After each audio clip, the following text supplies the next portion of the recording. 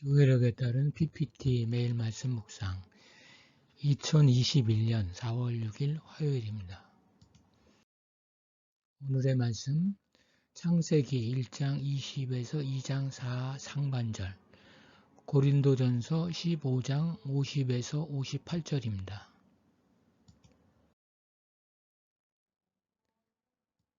오늘의 말씀 첫 번째 본문 창세기 1장입니다. 창세기 2장입니다. 비 오는 날 안양천에 나갔습니다. 도로 옆 갈대밭에서 울던 맹꽁이 소리가 그립습니다. 그 소리가 그친 지 몇 년째입니다.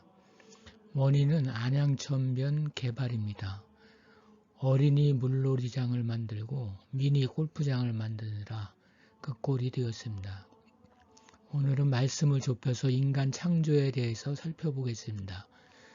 여기에는 인간의 본질, 하나님과의 관계, 인간의 임무 등이 나타납니다. 이것들을 하나님의 형상을 중심으로 살펴봅니다. 사람은 하나님이 만드셨습니다. 신의 피조물입니다. 그리스도인은 자신을 하나님이 만드셨다고 생각하는 사람들입니다. 비그리스도인은 결국 사람은 우연히 생겨났다고 생각합니다. 그래서 창조론이나 질환론이니 해서 서로 다툽니다. 중요한 것은 어느 것이 맞느냐가 아니라 어느 입장을 취하느냐에 따라 인간 삶의 자세가 달라진다는 것입니다. 우리가 저절로 생겨났다면 우리 삶에 무슨 의미가 있는 것일까요? 우연히 생겨나 본성에 충실하다가 죽으면 그 말입니다. 그렇게 허무할 수 없는 인생일 것입니다. 사람을 하나님께서 지으셨다면 인생은 신의 작품으로 고귀합니다. 그래서 인간은 가치로우며 창조주인 신의 뜻을 따라 살아간다는 삶의 철학도 나오게 되는 것입니다.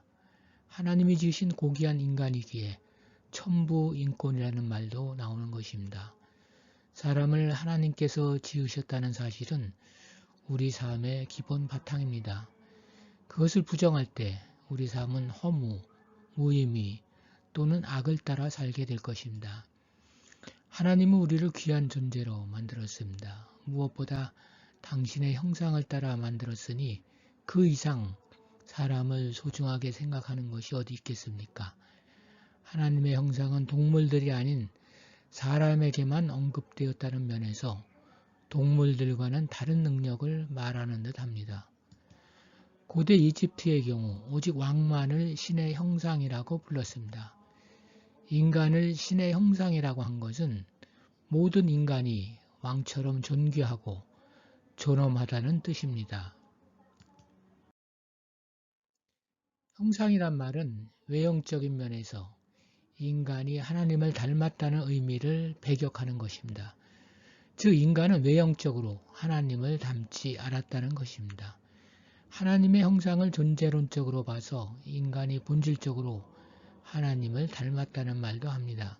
예를 들면 사람에게만 있는 영혼, 자유의지, 지성 등의 본래적인 자질이 하나님을 닮았다는 것입니다.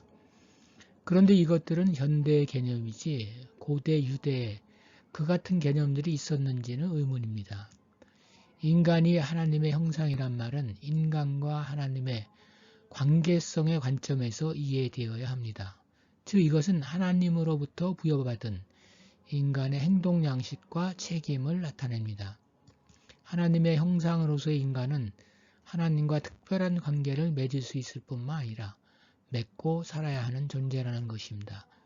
즉 하나님과 계약을 맺거나 기도나 예배 혹은 체험적 만남을 통해서 교제할 수 있다는 것입니다. 그리고 인간은 원래부터 창조주와 이러한 관계를 맺으며 살도록 만들어졌다는 것입니다. 하나님의 형상은 하나님과 교제하는 능력이나 다른 동물들을 대표하거나 대리자의 역할로 보기도 합니다. 사람이 다른 동물을 다스리는 일은 하나님의 형상과도 관계가 있습니다. 고대 이집트의 경우 신의 형상인 왕이 신을 대신해서 나라를 다스린다고 보았습니다. 따라서 인간이 하나님의 형상이란 말은 인간은 피조물의 왕인 하나님의 형상으로서 하나님을 대신해서 피조물을 다스린다는 것입니다. 사람이 다른 동물을 다스리는 일은 해와 달이 낮과 밤을 주관하는 것과 같습니다. 다스린다고 해서 식량이나 어떤 다른 목적을 위해서 착취해도 된다는 것은 아닙니다. 그것은 하나님의 형상인 인간에게 주신 선물로 보아야 합니다. 인간은 생태계의 관리자나 감독자입니다. 하나님의 형상으로서 자연을 돌볼 책임이 부여된 인간은 하나님으로부터 거꾸로 생명의 돌봄을 받습니다.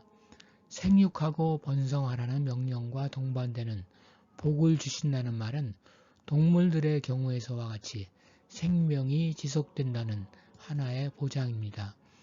우리의 생명이 하나님께 달려 있습니다. 하나님은 언제라도 우리의 생명을 되찾아 가실 수 있습니다. 하나님은 인간을 지으심으로 창조의 사역을 마치십니다. 그리고 안식하십니다. 하나님이 안식하셨다는 말은 안식일과 관련되어 그날을 신성하게 거룩하게 하라는 뜻입니다. 거룩하게 한다는 말은 하나님의 창조 세계를 접하여 하나님의 능력을 찬양하고 감사하는 날이어야 한다는 말입니다. 그리고 자연을 훼손하지 않고 지으신 그대로를 잘 갖고 가라는 것입니다. 하나님의 창조 사역은 안식으로 완성됩니다.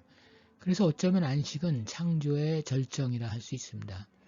하나님께서 하나님의 형상으로서의 사람에게 맡기신 자연의 관리자로서의 사명이 주어지고 확증된 날이기 때문입니다.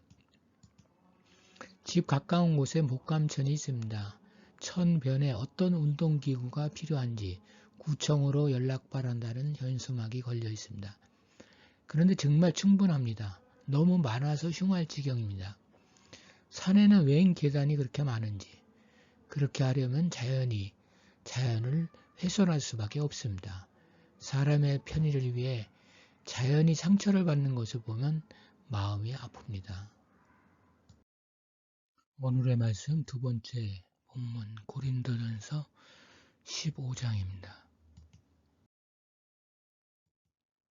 바울은 역사의 종말에 일어날 하나님의 구원의 사건인 부활에 대해 말합니다. 그것은 숨겨진 비밀이지만 바울은 이 비밀을 알고 있습니다. 그리스도께서 재림할 때 그 재림을 알리는 나팔이 울립니다.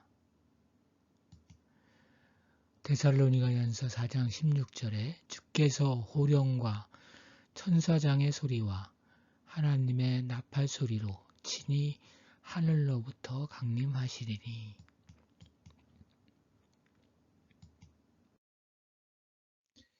그러면 먼저 죽은 자들이 다시 살아날 것입니다.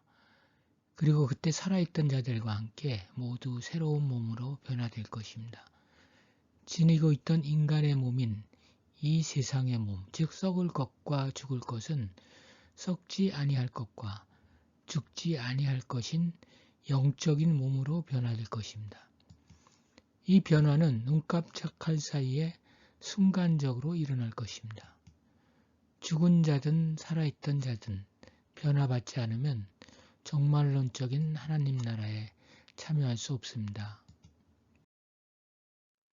재림은 주 예수 그리스도가 죽은 자 가운데서 부활하심으로 말미암아 모든 그리스도인이 산 자나 죽은 자나 썩을 세상의 몸을 벗고 썩지 않을 영의 몸을 입는 신비한 기적의 시간입니다.